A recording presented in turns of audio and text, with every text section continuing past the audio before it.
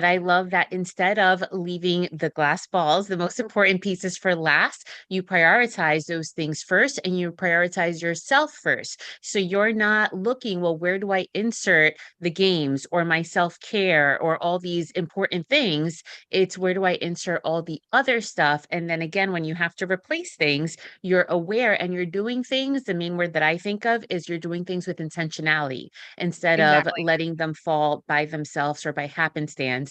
And that is a huge skill for moms to not only learn, but also to practice, because I think that we all know it in theory, but how many of us actually insert those things first and then the other things fit in where they can? Exactly. And what you just said about a practice, it absolutely is a practice. I mean, Mm. it is something I have to constantly come back to. You are listening to the Free to Be Mindful podcast, which invites you along on a journey to learn of mindful living, grow in mental health, and inspire through personal growth. In a world where we can often feel much stress and overwhelm, this podcast provides bite-sized tips and real talk conversations, empowering you to embrace mindfulness and nurture your full potential. I'm your host, Vanessa de Jesus Guzman, licensed therapist, retired educator, entrepreneur, and mom of two. I'm passionate about helping busy moms reduce the overwhelm and to live life intentionally without losing their, well, here we go. Hello, and welcome to the Free to Be Mindful podcast. I hope that you're feeling good, looking good, and doing better in this world than you were yesterday. Today on the podcast, we have Lacey Newman, who is a speaker, coach, TV host, and top #1 real estate team leader based out of Nashville, Tennessee. So she is really amazing because she does all this, by the way, also being a mom. She is a Real Trends top 1.5% team leader that has sold over $100 million in 2021 alone with just 2 producing agents. I love the work that she does because not only is she a real estate agent, but she also helps other real estate agents find that work-life balance. And I love the way that she describes that balance that doesn't really exist, but she uses really good terms to describe it. She also shares how in 2014, her life changed when she got divorced. And she's learned how to get herself back, really putting her kids and herself first while having these really successful businesses. She says she had to elevate her business because of the single mom. The typical way was no longer an option. Lacey's passionate about helping entrepreneurs show up unapologetically online and off to elevate their business and create the life that they deserve.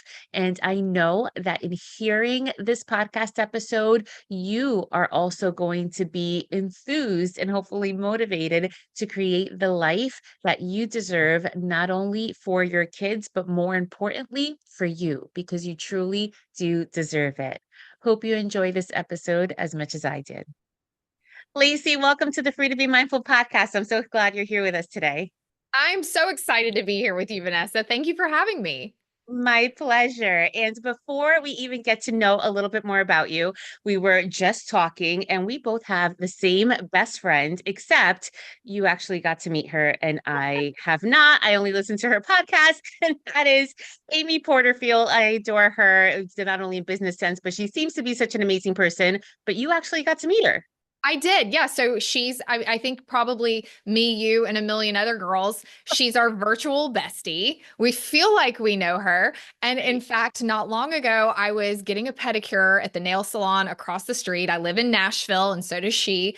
And I'm sitting there, and you know how when you see someone who's famous, but for a moment, you don't realize that you don't know them. You just recognize them. And so I Right. like grinned at her like a goofball as if we actually know each other. And of course, she gets seated in the pedicure chair right next to me. And there's this little like metal beaded curtain in between the two chairs. Okay.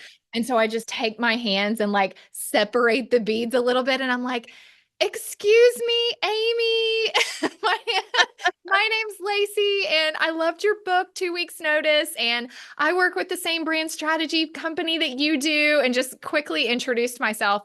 And but it was so funny because I immediately was like, oh, there's Amy, and forgot that she does not know who I am at Right. all.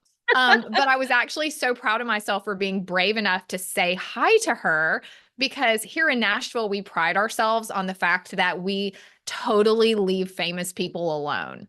Okay. Okay. This is not like LA. There's no Right. paparazzi. And so we see, my kids go to school with the children of A-list country singers. And I mean, it's just part of our culture here. Hmm. But we do not bother celebrities. We just leave Right. them alone, treat them like normal people. But I was really proud of myself and excited that I got to actually speak to her and tell her what an inspiration she has been for my business and for so many others. So that was really fun. Amazing, amazing. And the same all the way around. Living in North Jersey and right outside New York City, we see celebrities all the time, same movie theaters, same running around the lake, in the streets. And it's kind of like, okay, Yeah. everybody's doing their own thing and in their zone. So I totally get that. And yes, I'm so glad you got to meet her. A little jelly, but hopefully one day we'll be real best friends. But Yes. you and I are part of the same brand strategy group, in addition to Amy. And I'm so happy I've gotten to know you a little bit because we really have a lot of things in common. I love your messaging and I want to share you with the world. So let's restart and tell us a little bit about yourself. You already know you're from Nashville, but tell us more.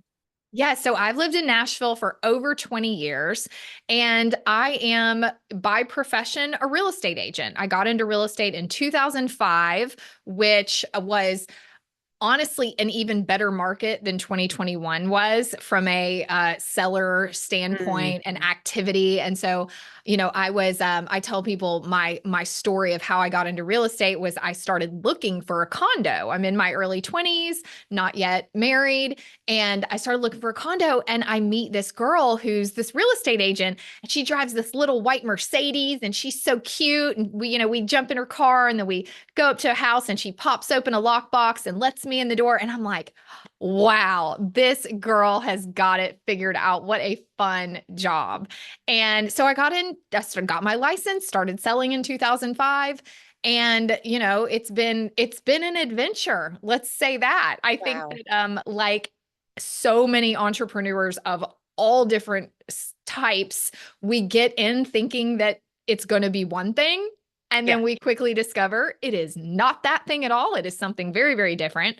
And Yep. so, yeah, so my business has been for nearly 20 years selling real estate. I run a wonderful top 1% luxury real estate team here in Nashville. And then a little over a year ago, I started a separate business helping other real estate agents elevate their lives and their businesses because there is so much to know and so much support that is needed to be able to not only survive the real estate industry, but really thrive Right. and be Yeah. Yeah. happy. There's Mhm. something special about you real estate girls. I tell you, girl, because we actually have already had in the season two other real estate agents who have been on the podcast, also moms, and actually one was a not mom, but there's just something to you. You have a fire inside you, a passion, because you really gotta go You get them have in to. order to do well. Yes, you have to. I mean, you wake up every day unemployed. And it's wildly competitive. It's the low barrier to entry in the industry means that the industry itself is saturated, which Mm, means that it is very hard to um, not only to make it in the business, but really pull yourself out ahead of the others. It's very, very hard. And in fact, 66% of real estate agents are women. wow. And of the real estate agents, 80% fail within the first year, Oh, wow. and 87% fail within the first 5 years. Those are amazing stats. They're Not in a great way. amazingly horrible. Yeah. And like what that says to me is, and part of what has um, inspired me to create Elevated Agents and give back and help support other female entrepreneurs is because to me, when I look at those numbers, I'm like, we're doing a disservice to women. Mm, This is supposed to be an industry. I mean, when I got in, I was like, this will be the best job for me to have when I have kids. Like, it's going to be so flexible. I can make my own schedule. But little did I know that flexible means 24/7. all the time. It means Yeah. all the time. Yeah. And so I have I struggled for many, many years in my business before I figured out a way to do it differently that has worked for me and allowed me to have a much better, and I really don't like work-life balance because I think that's an ideal that's never attainable. But Absolutely. I have figured out a way to, in general, make it work and have the success that I was looking for in the industry. But also, I wanted more money. I wanted more business, but I really wanted more peace in my Yeah. life. And that's really what's driven me here. Yeah, more peace, more time with your kids, but it's always like a go get it type of thing. And even though, I mean, real estate is totally not my thing, but we have so much alignment because as a therapist in private practice, it's kind of the same. You get to create your own schedule, you get to do your own thing, but if you don't market yourself, clients aren't coming in through the door. So that is a lot of work to be done there that goes around the clock, not only seeing the clients, but marketing to get the clients.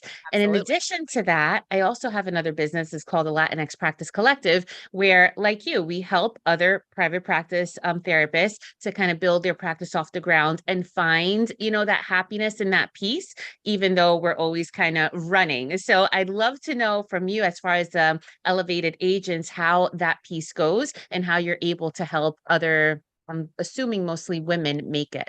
Mostly women, yes. And, I really take a holistic approach. And to me, being successful in real estate is it's 100% commission. It is hustle, hustle, grind, grind. It is a very masculine industry, if you think of it from that perspective. And Okay. so a lot of what has worked for me as a female, as a mom in the industry, and what I love to share with my other coaching clients, my students in the Elevated Agent Collective, is to really look at your business as something that you can sustain long term. And so many of us ride what I call the real estate roller coaster, which is that we work really hard on marketing. And then we get some clients because we worked really hard in marketing and we were super motivated, usually at the beginning of the year. And then all of a sudden we have clients. And then we spend all our time and attention with our clients. And then we sell to our clients and we put every dollar we make directly in our personal account. And then we look around and we're like, oh Yeah, no, Mr. we Rush. don't have any more clients. What are we going to do? And this whole cycle just goes around and around, and it makes you crazy. If I'm Mm, going to be honest, it's a scary place to be when you're constantly in a feast or famine money cycle. And so a lot of how I encourage my students and what I teach my students is how to build a personal brand as an agent, number one, so that you can distinguish yourself from all of the other agents that are in your community, in your brokerage, on your team. right. I also teach being a CEO. And so many of us in real estate, we came into the business because we have a servant's heart. And a lot of us are people pleasers, Mm-hmm. and we just want to give, give, give. And that's why where we find fulfillment in this industry is helping others. It's not just about selling a house, it's helping people attain a lifestyle. It's about creating a home. It's about transitioning them through some of life's biggest moments. And so there's so much depth to what we do, but we really don't put ourselves and our business first. We put our clients first, which seems noble, but the reality is that if you do that too much for too long, number one, your business is going to cap out because there's only so much you can go around Right. to go around, but it also just makes you burned out. And so a lot of what I teach my students is this totally backwards mindset from what we all thought we needed to be doing. And of course I want to put my clients first. Well, how about you need to put yourself first, Yeah. actually? And you can serve more clients and you can serve them at a higher level if you take care of yourself and you take care of your business and you prioritize your business development activities and you create boundaries and you protect your energy. And all the things as a therapist.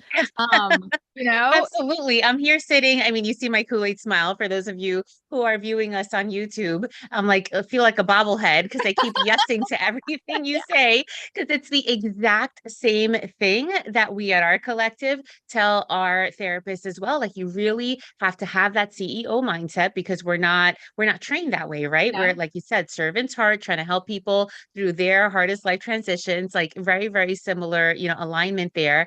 But if you don't think of yourself as a CEO and if you don't think of yourself as a business, then where are you going to go after you help this set of people? How about the other set of people that are waiting to be helped, but then you're not ready to serve them? So it's really, exactly. thinking as a business and not only as a person.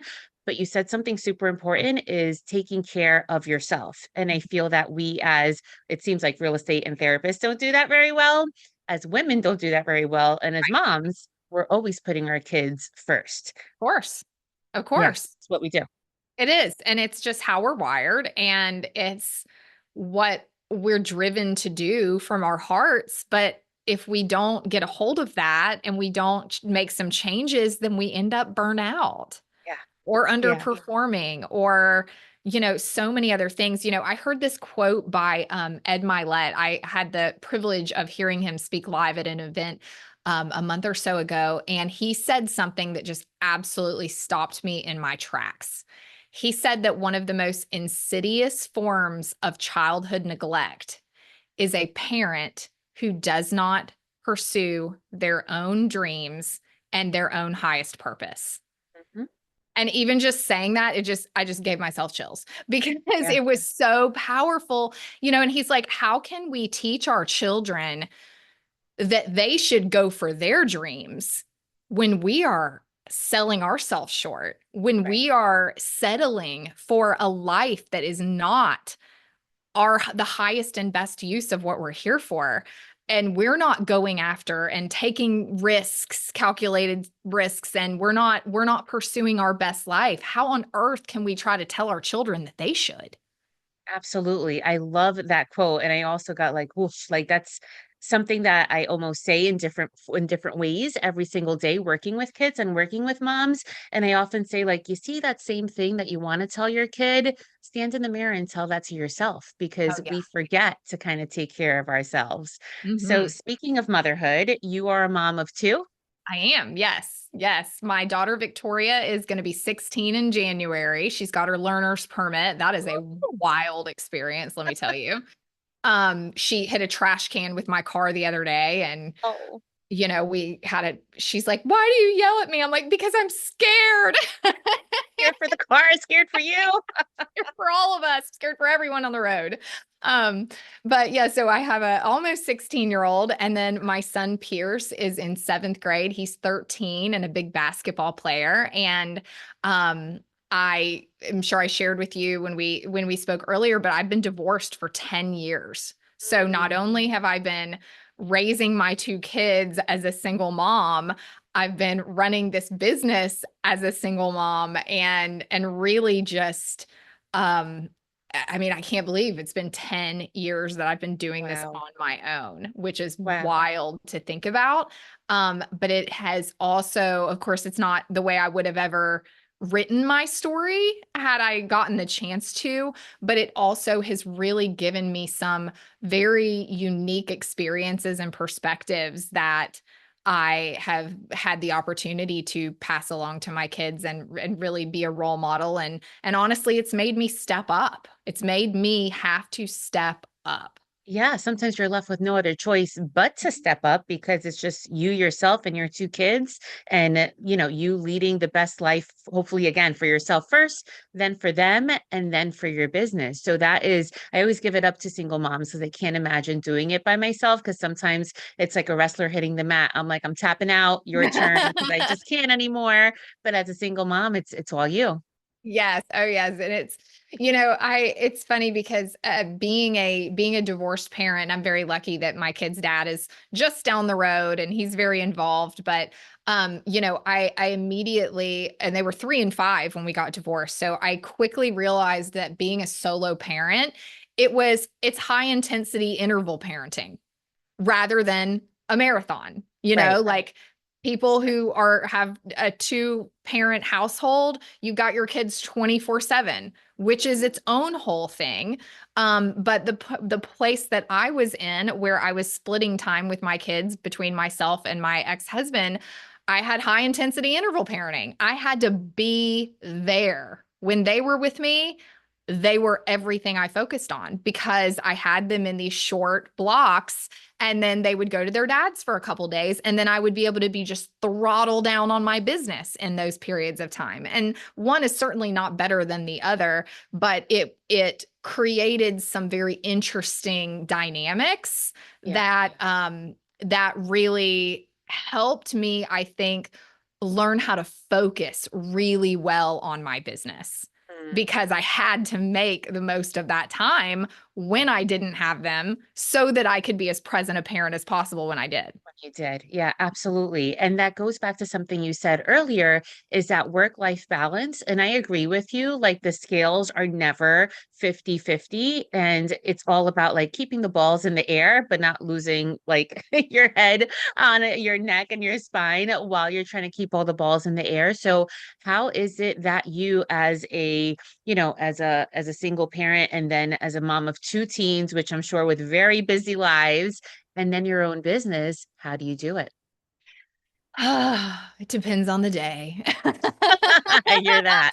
But, truly, I heard somebody say recently that when it comes to like juggling all the balls, keeping all the balls in the air, it's about having the perspective of which of the balls you're juggling are rubber and which of the balls you're juggling are glass. I like that. And, there are going to be balls that you just don't drop. And then Mhm. you have to be willing to let some other balls drop and know that it's okay. Like Yeah. those you can let go, because I believe you can have it all. You just cannot have it all at the exact same time. Yep. And it is really about, for me, it has been about maximizing the time that I have to focus on my business and really making sure that I'm creating the greatest impact for my clients in the time I have where my kids are at school. You know, Mhm. I've when they went back to school after summer, it was like, oh, I felt like I was like, Relief a little. just got so much time back because I know where they are from. I drop my son off at basically right after 7 a.m. And my daughter often, she has soccer until like 5:30. And so, for a while there, I got a really good stretch of time that I knew where they were. They were safe. They were taken care of. They were being productive. They were learning. They were not on PlayStation. And so I just have learned to be extremely efficient during the times that they are not with me, so that when they're home, I mean, I am not a regular realtor in terms of I am a very early bird kind of person. I'm super productive in the morning, and then I shut it down after about 3 or 4. When my Mm. kids get out of school, I don't want to be working anymore. And it Mhm. wasn't always like that. I've had to get really good at maximizing the time that I have so that I'm not spending all evening um, you know, finishing up emails and Right. talking on the phone and doing all that stuff. Like, I want to cook them dinner. They actually appreciate it at this age, which is mind blowing. I never thought we'd get out of the like chicken nuggets phase of life, but So now funny. they want me to cook dinner and they appreciate it. And so I'm very cognizant of the fact that they will not be here that much longer. Right. And so I'm trying to just maximize the time that I have with them and be the most present, best parent I can be while I've got them. Lacey, I love the way that you broke that down and you take my pillar one of my mindful living framework in all the way across, which is just having that awareness. And I love, like, I'm going to start with what you ended with, the awareness of they are growing up and one day they will leave the house, some sooner than others, but one day they will leave. And then you are left with yourself and your business and whatever you have else going on in your life. And you have to know yourself well, because we have children, but it's, to help them like raise them and then let them fly. And then we're left back with ourselves and we have to know like where are we okay in life so that we can continue going. So that awareness of that, and then the awareness of when they're out of the house and they're safe and they're good, what can we do with that time? Because if you don't even have that, it's like it's easy to sit there and twiddle your thumbs, kind of like, okay, what do I do now? What do I do next? And not use and maximize your time. And then sometimes, and I'm guilty of this, at like 9, 10 o'clock at night, I'm in front of the computer trying to get things done because I may not have maximized my time in the morning. So I love that you mention it in the work life and in the home life as well. Absolutely. And the way that I do it personally is I go at my philosophy is called BYOB, which means book your own business, not Love it. bring your own beer. Book your, it's easy to remember, book your own business. And so what I personally do is I book out my own calendar completely full. Hmm. If it is a priority, it goes on my calendar. And the reason that I do this, and I start with, I have this purposeful prioritization plan that I teach in one of my free master classes. And the purposeful prioritization plan starts with taking your purposeful priorities first, the things that are really meaningful in your life, those glass balls that you are not gonna drop, like, which for me is spending that quality time in the evenings and the late afternoons with my kids. And those purposeful priorities, they go on my calendar first. Then my next level of priorities are my personal priorities. So that includes my morning workouts, time to read. I'm a big reader, love reading business books and personal development books. The things that like really nourish my soul go on there next. Then the third level of things that go in on my plan are my professional priorities, which all of these things are very, very important. But the reason Right. that I book myself completely out, where if you look at my calendar, there's no room. The reason I do that is because every time you say yes to a new opportunity, you're saying no to another priority. Right. And so if you're fully booked out with your your purposeful, your personal, and then your professional priorities, you look at your day completely differently. And when something, I get a phone call, I get an opportunity to do, XYZ, or I get an email and somebody wants my time for whatever, I may say yes to that, and I may decide to take something off my calendar, but I am aware of what Hmm. I'm compromising on in order to say yes to something else. And I have found that doing it this way has really, really helped me not only stay on my own purposeful path, like it really has kept me in integrity with the things that I know are really important to me and not distracted by, all the shiny objects. Right. But it also just it helps me stay calm, because when I look at it, I know that the things that are most important are being taken care of. I love that framework. And when you first hear it, book your own business, you think, okay, what about work do I have to book? But I love that instead of leaving the glass balls, the most important pieces for last, you prioritize those things first and you prioritize yourself first. So you're not looking, well, where do I insert the games or my self care or all these important things? It's where do I insert all the other stuff? And then again, when you have to replace things, you're aware and you're doing things. The main word that I think of is you're doing things with intentionality instead of Exactly. letting them fall by themselves or by happenstance. And that is a huge skill for moms to not only learn, but also to practice, because I think that we all know it in theory, but how many of us actually insert those things first and then the other things fit in where they can? Exactly. And what you just said about a practice, it absolutely is a practice. I mean, Mm. it is something I have to constantly come back to, because we just fall off the wagon all the time. I mean, we get busy, we forget Life. the things that we know, we get distracted, things come up. And then all of a sudden I look at my week and I'm like, none of this is the way that I would have really wanted it to be. And if I know that if I align my calendar in a particular way, I have the most energy. I have the most of me to go around to all of the people that need me in all the various ways. And so I know that if I'm really protective of my time and I do it the way that I know is best for me, then I have so much more for everyone else. But it is a practice, because it's really easy to get thrown off course and you just coming back, keep coming back. Yeah, those shiny objects get real shiny sometimes and For they sure. throw us off our track. Yeah. Mhm. So you said, really putting time in for the people in your life. I want to ask you where and how we heard a little bit of the workouts there, but where and how do you insert time for yourself? What's your favorite ways to take care of you? Well, today, as we're recording this, it's Thursday, and Thursday night is my Jason night. So, Jason is my boyfriend of about 2.5 years. And Thursday night is just for him. He and I, that is our one night that we never have kids at the same time. And so he and I have kids the exact same ages. So Nice. he has well, my daughter is about to be 16. His son is 16. My son's 13. His daughter's 13. So fun. And we are in a wonderfully committed relationship and plan to be together forever. But we both are in agreement that neither of us really wants to live under the same roof as four teenagers, not I 14 don't kids, blame you. teenagers. We're like, that just sounds like inviting things that don't exist currently. Like that just sounds complicated. And so we both have our separate homes with our kids where we are able to give our kids our undivided attention. We both came from families that had parents divorced and did the step sibling thing. And we both just decided with, again, that perspective that they're not going to be here that long, that we really wanted to be intentional about having that one-on-one time with our children. So, but again, I kind of have to book it out. We have our plan. Thursday night is just for us.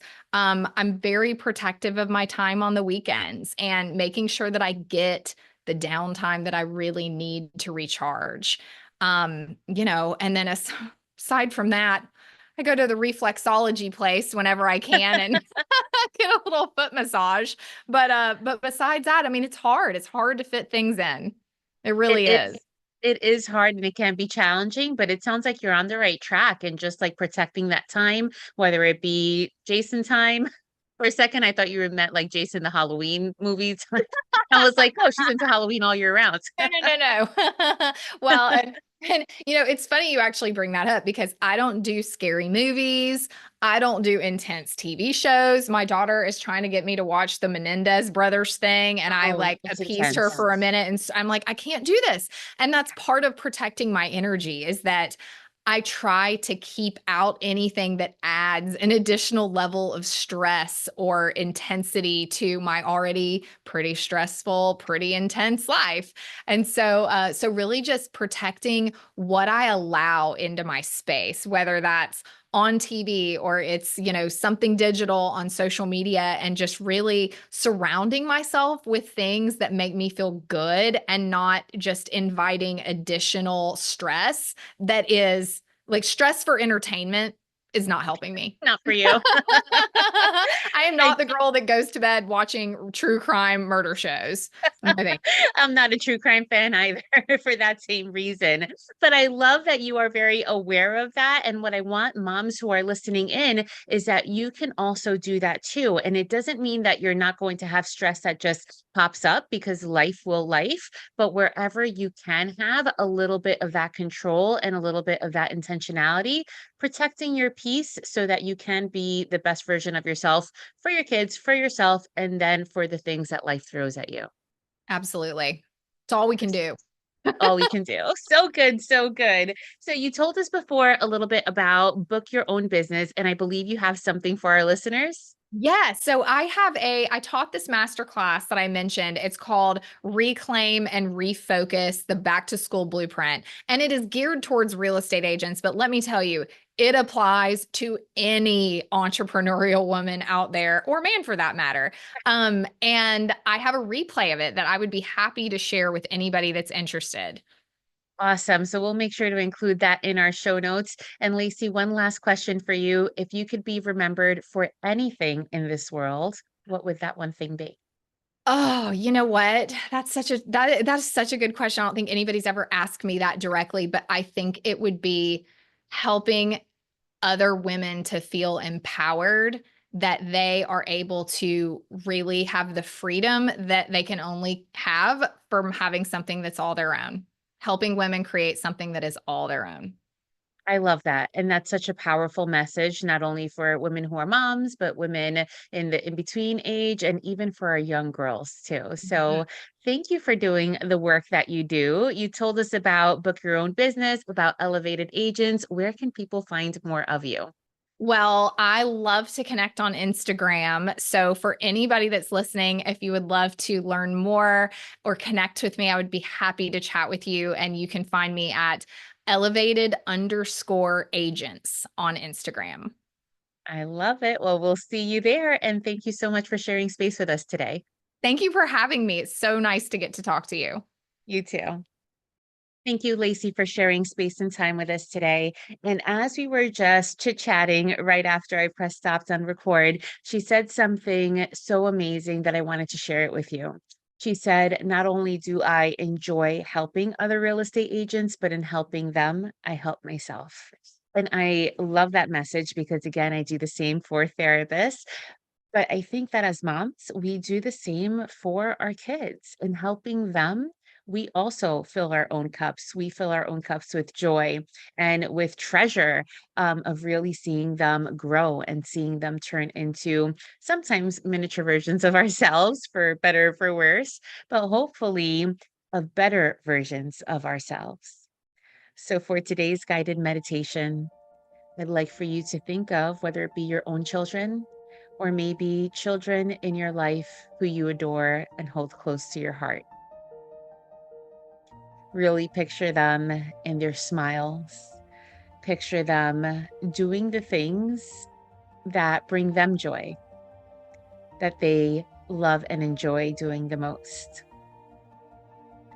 Think of what their future lives may hold. Think of the versions of adults that they may become.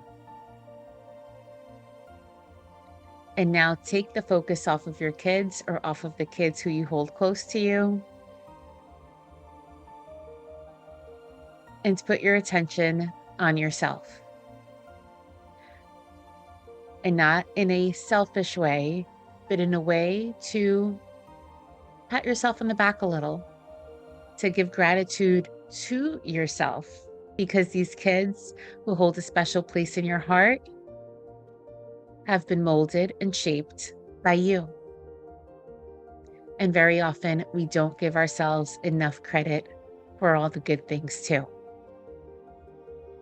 Know that I see you in doing the best you can for those you love. Know that it is a practice and some days will indeed be better than others. And know that in a world where you are free to be anything that you want to be, you are always free to be mindful. Catch you next.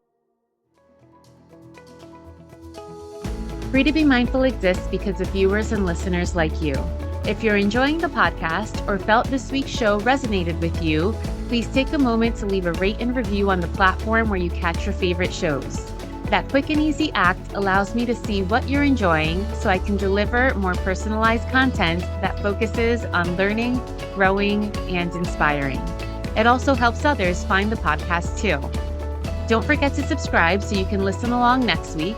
And if you can do me the favor and share this podcast on social or with a friend who may benefit from the message shared today, that would be truly appreciated. In the meantime, I welcome you to follow me on social media across all platforms at Counselor V. De Jesus for more fun content. And remember, my friends, in a world where you are free to be anything that you want to be, you are always free to be mindful. Catch you next week.